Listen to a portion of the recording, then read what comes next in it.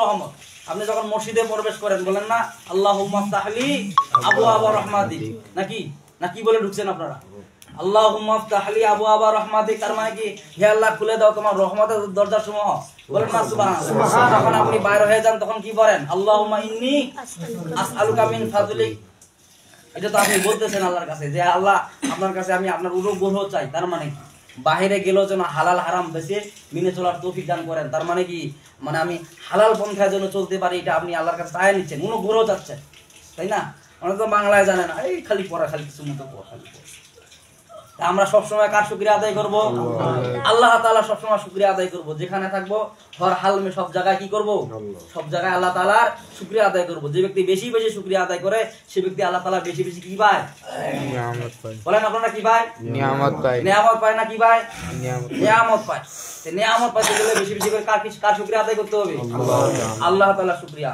আল্লাহুম্মা সাল্লি সালাতান কামিলান ওয়া সাল্লি সালামান আলা মুহাম্মদ। একটু সকলে আওয়াজ করে বলি সাল্লাল্লাহু আলাইহি ওয়াসাল্লাম। আজকের জুমার আলোচ্য বিষয় হলো ইসরা। ইসরা এবং মেরাজ।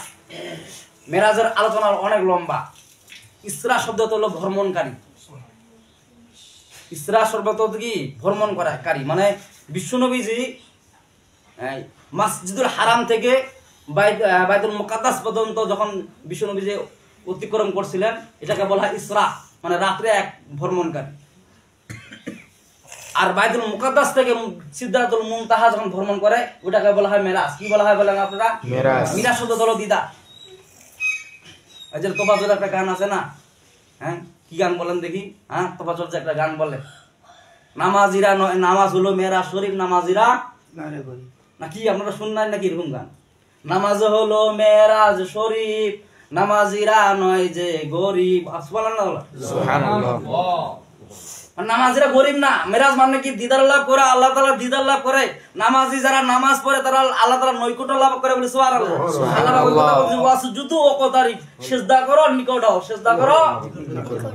যে বান্দা যত বেশি নামাজ পড়ে, তাহাজ্জুদ গুজার করে, যে বান্দা বেশি আল্লাহকে সিজদা করে তত বেশি আল্লাহর নৈকট্য লাভ করে। ঘোষণা কার? আল্লাহ পাক নিজে বলতেছেন ওয়াসজুদ ওয়াকতারিব, তুমি সিজদা করো আমার নিকট হয়ে যাও। সাহাবীরা জিজ্ঞাসা করলেন যে হুজুর আপনি আল্লাহ তাআলার সাথে দিদার লাভ করলেন, নৈকট্য লাভ করেন, আমরা কি নৈকট্য লাভ করতে পারি না? বলে হ্যাঁ বালা নাম অবশ্যই নৈকট্য লাভ করতে পারবা। বলে নৈকট্য লাভের মাধ্যম কি? বলে নামাজ পড়লে আল্লাহর নৈকট্য লাভ হয়ে যাবে। সুবহানাল্লাহ। কারণ বাইরে কোনো নৈকট্য লাভের রাস্তা আছে নাকি? এখানে সব জায়গায় সবাই সমান। কিসের হাজি, কিসের গাজী, কিসের মনে করেন যে গরিব, কিসের বড় লোক, সবাই এক সমান, এক কাতারে, ঠিক কিনা বলেন? এখানে কোনো ভেদাভেদ আছে নাকি?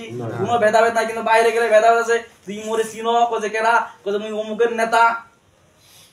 কিন্তু এখানে কোনো নেতার খেতা কোনো আছে নাকি? নাই। নেতাকে উল্টা বলে বেরবার তেনা হয়ে যায়। তেনা মানে নেতা, মানে এখানে সবাই সমান, ঠিক কিনা বলেন? ঠিক। এখানে মনে করেন যে গরিবও যেরকম এবং ধন্যটাও ব্যক্তিও একই কাতারে দাঁড়ায়, ঠিক কিনা বলেন? ঠিক। সবাই সমান। কারণ এখানে ফেরেশতারা পাহারা আছে। মসজিদের সামনে কি থাকে? ফেরেশতা থাকে, ঠিক কিনা বলেন?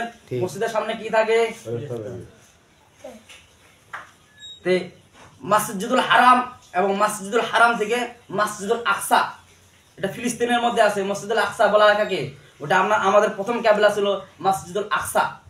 মুকাদ্দাস বলা হয় যেটাকে নাম বলা হয় বাইতুল মুকাদ্দাস বলা হয়। এই যে মসজিদুল হারাম থেকে মসজিদুল আকসা পর্যন্ত বিশ্বনবীজি ভ্রমণ করলেন। এই ভ্রমণ নাকে বলা হয় ইসরা। বলেন না সুবহানাল্লাহ। সুবহানাল্লাহ।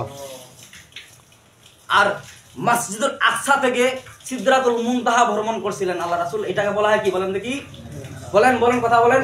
মেরাজ বলা হয়। মেরাজ মানে কি? দিদার লাভ করা, মানে আল্লাহ তাআলার নৈকট্য লাভ করা। বলেন না সুবহানাল্লাহ। সুবহানাল্লাহ।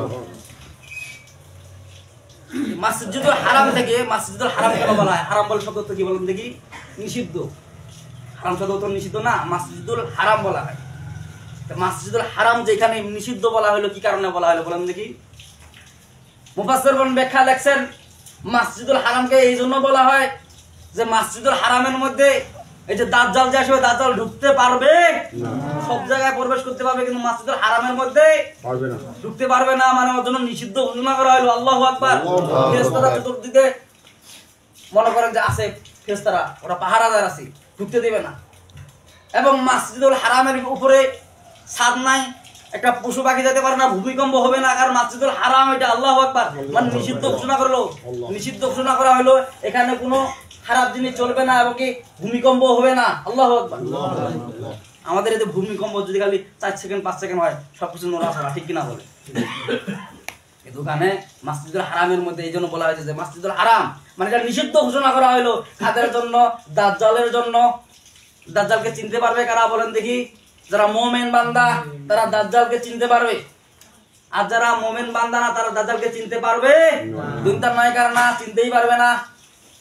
দাজ্জালকে খোদা মানে করে ওই জাহান্নামের মধ্যে নিক্ষেপ হবে। আমি আপনাদের সামনে যে সূরা তেলাওয়াত করেছি এই সূরার নাম হলো বানি ইসরাইল। আবার এই যে মসজিদুল আকসা এটার নাম হলো ইসরা, এই মসজিদটাকে ইসরা বলা হয়। হযরত ইয়াকুব আলাইহিস সালাম তিনার নাম দুইটা ছিল, একটা নাম হলো ইয়াকুব আর একটা নাম হলো ইসরা।